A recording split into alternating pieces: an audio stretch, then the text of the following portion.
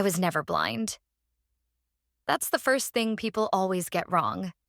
They imagine wives like me as weak, naive, too trusting, women who didn't see it coming. But I saw everything. I just chose silence over confrontation. I am a doctor. A woman trained to notice the smallest changes. A trembling hand, a delayed breath, a lie hidden behind calm eyes. I read people the way I read charts and scans, and my husband, Daniel, was the easiest case I had ever studied. We had been married for 9 years. 9 years of routines, compromises, shared dinners that slowly turned quiet. No shouting, no dramatic fights. Just distance, the kind that grows quietly, like a disease no one wants to name. He used to look at me when I spoke. Then one day, he stopped. At first, it was small things. He checked his phone more often. He smiled at messages he never shared. He began coming home late with excuses that sounded rehearsed, polished, too smooth to be real. "I'm tired," he said. "Work is crazy," he said. "I just need space." Space. That word always comes before destruction. I didn't cry. I didn't accuse him. I didn't beg. Instead, I watched. I noticed how he stopped touching me unless it was out of habit. How he slept facing the wall. How his laughter belonged somewhere else. People think silence means ignorance. But silence is often strategy. I was carrying everything alone. The marriage, the memories, the truth he thought he had hidden so well. And the most ironic part? While he was learning how to lie better, I was learning how to stay calm under pressure, how to make life-saving decisions in seconds, how to keep my hands steady while lives depended on them. He thought I was just his quiet wife, the one who wouldn't question him, the one who wouldn't notice. He had no idea that fate was already writing the moment when our two lives, his secret and my profession, would collide. And when it did, there would be no screaming, no revenge speeches, no dramatic scenes. Just the cold, undeniable truth, delivered under bright hospital lights, with my name on the chart and his world collapsing in silence. Hospitals teach you one thing better than anything else. Patterns never lie. People do. I learned early in my career that the body always speaks before the mouth does, and somewhere along the way, I realized the same rule applies to marriages. Daniel's body changed before his words ever did. His posture stiffened when I entered the room. His voice softened when he spoke to someone on the phone and hardened when he spoke to me. He started showering the moment he came home, as if trying to wash away a day he couldn't explain. His cologne changed too. A sharper scent, younger somehow.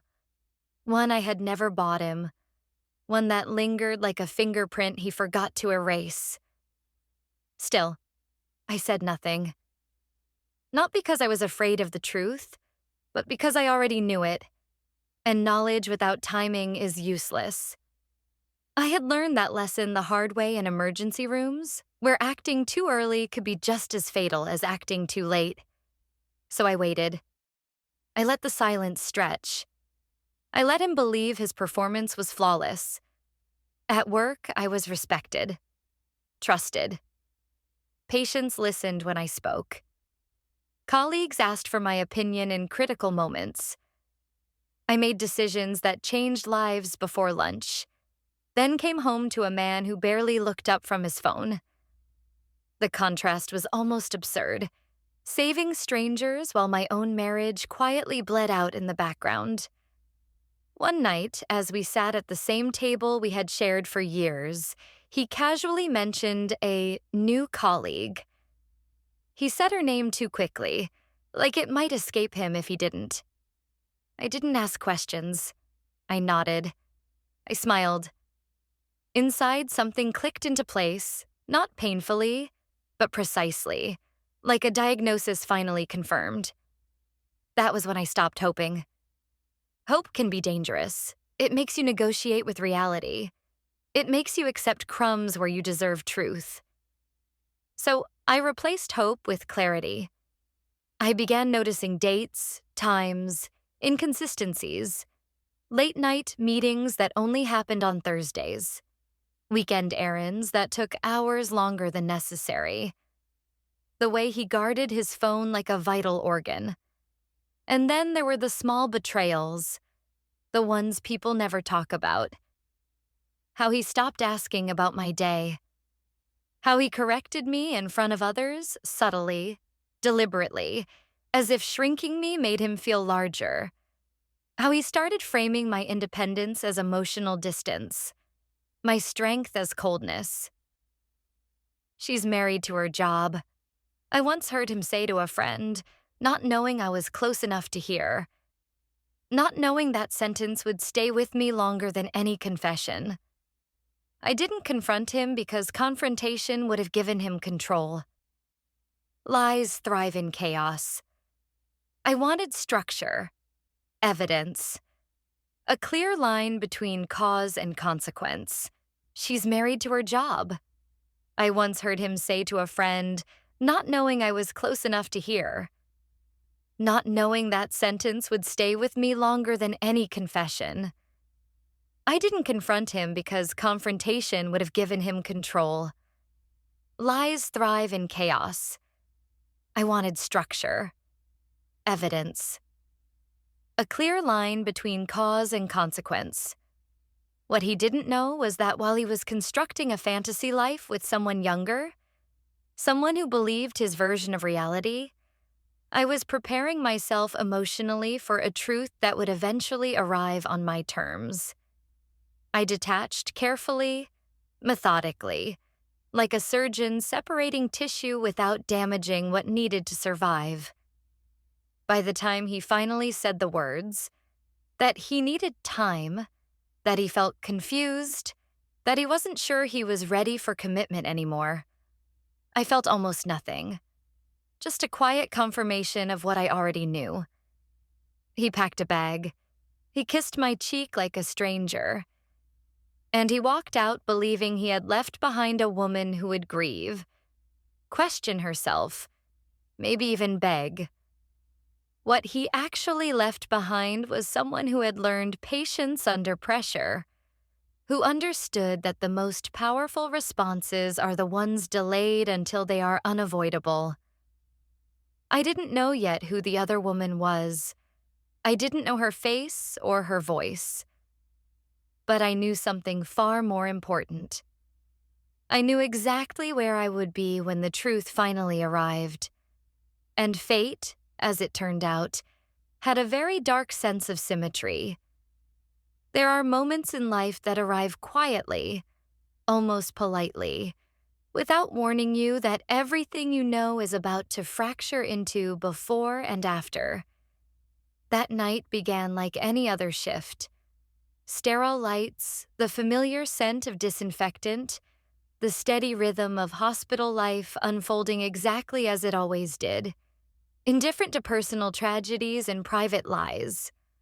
I signed charts, reviewed cases, corrected interns gently but firmly, my mind focused, disciplined, untouched by the emotional debris I had learned to leave outside hospital doors. I had been working a double shift that week. Not because I needed the money, but because exhaustion was easier than reflection. When you are tired enough, memories soften, questions lose their edge, and loneliness becomes something physical you can outwalk if you keep moving fast enough. Sometime after midnight, the call came from the emergency department. A woman in active labor, complications suspected, attending physician requested immediately. Nothing unusual. Birth is never predictable, even when it pretends to be routine. I washed my hands slowly, tied my hair back, slipped into the role I had mastered over years. calm voice, steady hands, presence that told others everything would be handled. I walked into the delivery room without looking up at first. I focused on the monitors, the breathing pattern, the tension in the room. The patient was young, younger than me by more than a decade. Her fear was loud, raw, unfiltered, the kind that comes from inexperience, from believing love will always protect you. Then I heard a voice behind me, his voice. It was barely louder than a whisper, but it cut through the room like a scalpel through skin. I didn't turn immediately. Doctors learn to pause to confirm before reacting. But my body already knew what my mind was still refusing to process. When I finally looked up, our eyes met. Daniel froze. Not dramatically. Not like in movies. He simply stopped breathing for a second too long. Time stretched in a strange, almost cruel way. I saw everything in that single suspended moment. The color draining from his face, the calculation flickering behind his eyes, the instant realization that the story he had constructed so carefully had just collapsed under the weight of reality. And then I saw her. The woman on the bed looked at him with trust, with dependency, with the quiet certainty of someone who believed she was loved, chosen, protected. One hand clutched the railing, the other reached blindly toward him as if anchoring herself to the only truth she thought she knew. "My partner," she said weakly, nodding in his direction, unaware that the word hung in the air like a crime scene. "Partner." I said nothing. I didn't react because reaction would have been a luxury, and this was not the place for it. A life was about to enter the world, and whatever betrayal stood between us was insignificant compared to the responsibility in front of me. That, more than anything else, was the difference between who I was and who he had always been. I introduced myself professionally, my voice level, my expression unreadable. I watched his confusion deepen as he realized I would not expose him. Not here. Not now. His relief was almost visible, and that relief told me everything I needed to know about the kind of man he truly was. As labor intensified, so did his panic. He hovered uselessly, unable to meet my eyes, unable to leave, trapped between two realities he never expected to intersect. Every instruction I gave him was neutral, clinical, stripped of emotion. I treated him like any other man in the room. Irrelevant.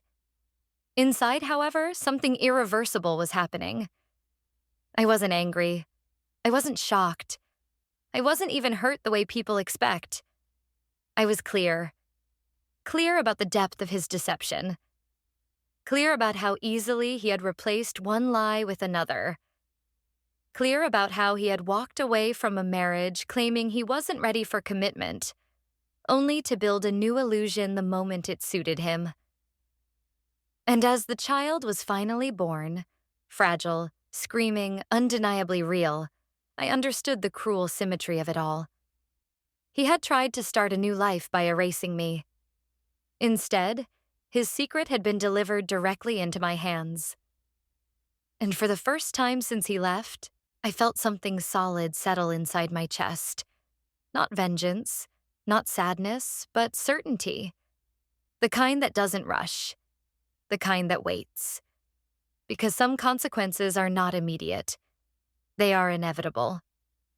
After the delivery room emptied and the cries of the newborn softened into exhausted whimpers, I stood alone at the sink longer than necessary, letting cold water run over my hands as if it could rinse away the knowledge that had just attached itself to me permanently. Hospitals never sleep.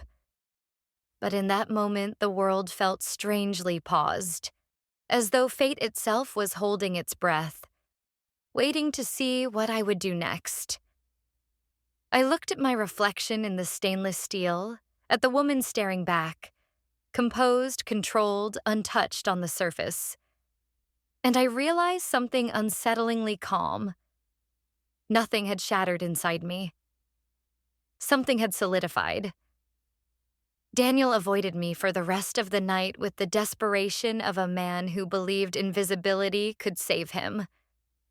He stayed close to the young woman, whispering reassurances that sounded hollow even from across the room, promising a future he had already lied his way into. I watched them not with jealousy, but with the detached focus of someone finally seeing the full anatomy of a truth. She was not my enemy. She was evidence. Young, overwhelmed, abandoned in ways she didn't yet understand. Clinging to a man who would eventually disappear the moment responsibility outweighed fantasy.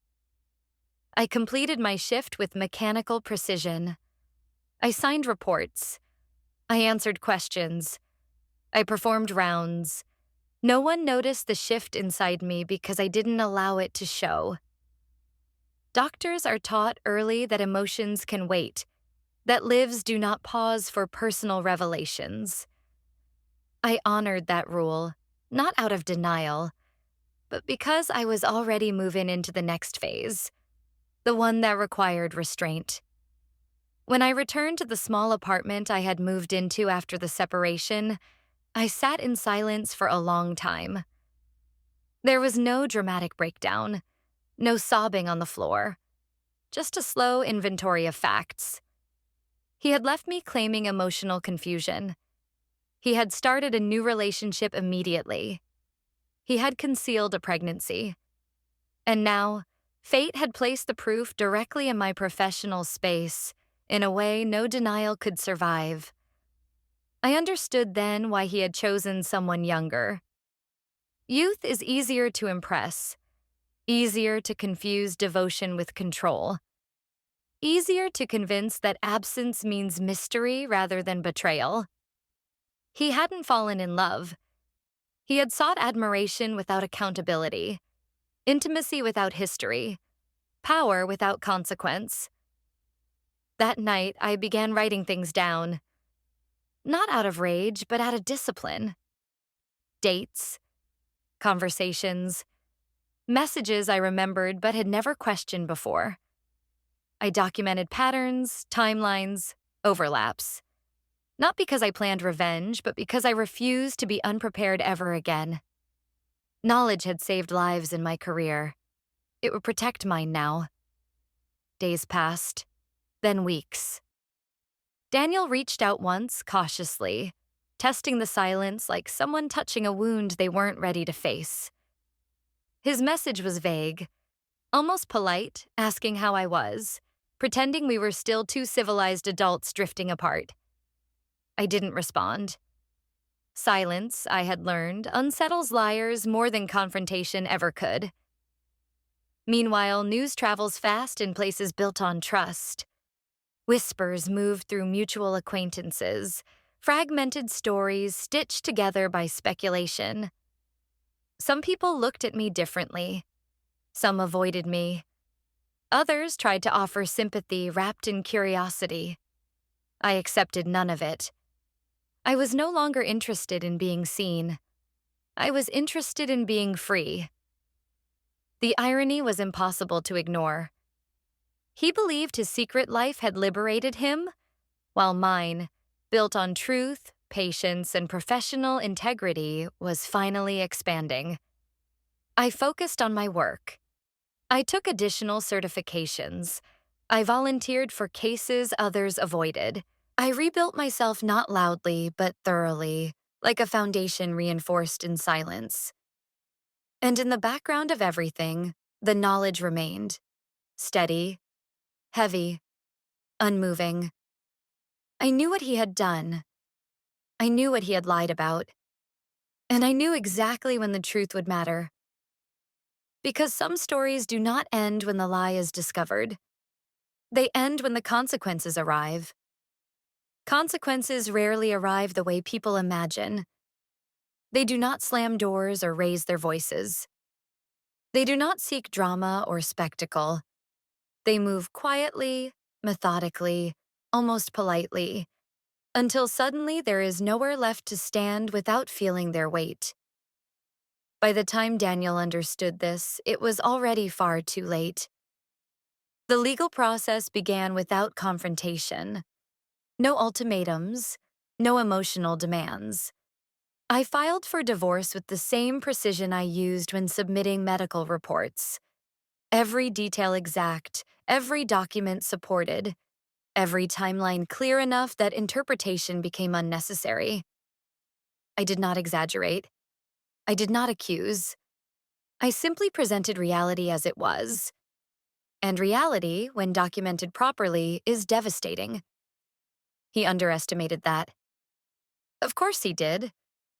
He still believed I was the woman he had left behind, the quiet presence who would eventually grow tired of dignity and reach out for closure.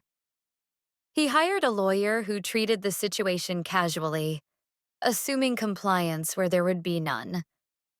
Daniel himself oscillated between guilt and entitlement, as if his remorse could coexist with the expectation that I would make this easy for him. In court, I did not speak about love. I spoke about facts, about abandonment, about misrepresentation, about financial decisions made under false pretenses, about a pattern of deception that extended beyond emotional betrayal into material consequence. Each point was supported, each claim verified. I watched his posture collapse slowly as the narrative he had prepared failed to survive scrutiny. The young woman appeared once, briefly, uncomfortable and clearly unprepared for the reality she had been pulled into. I did not look at her, not because I hated her, but because she was no longer relevant. She was a chapter in his story, not in mine. The court did not need her emotions. It needed truth. And truth, once exposed, is remarkably efficient. Daniel lost more than he expected. Financial settlements favored accuracy over sympathy. Professional connections distance themselves quietly. Reputations fracture not with explosions, but with subtle withdrawals of trust. Invitations stop coming. Calls go unanswered. People do not ask questions, they simply remember. When the ruling was finalized, there was no triumph in me, no satisfaction the way movies promise. Just a profound sense of release. A door closing without force, without regret. I walked out of that building lighter than I had felt in years, not because he had lost, but because I no longer carried anything that belonged to him. I changed nothing immediately. No dramatic reinvention, no announcement of victory. I returned to my work. I moved into a space that felt entirely mine. I slept deeply for the first time in months. Freedom, I discovered, is not loud. It is quiet. It is waking up without anticipation of disappointment. Months later, I heard fragments of his unraveling from distant sources. Financial strain, isolation, regret expressed too late to matter. He reached out once more, this time not cautiously, but desperately, asking for understanding, for closure, for forgiveness he had never earned. I did not respond. Some stories do not require an ending spoken aloud. I had chosen myself, not dramatically, not angrily, but completely. I had learned that being underestimated is a privilege when you know how to use it, that patience is not passivity, and that silence, when paired with truth, becomes power. I did not win because he lost. I won because I survived with my integrity intact. Thank you so much for watching and supporting Story Heart.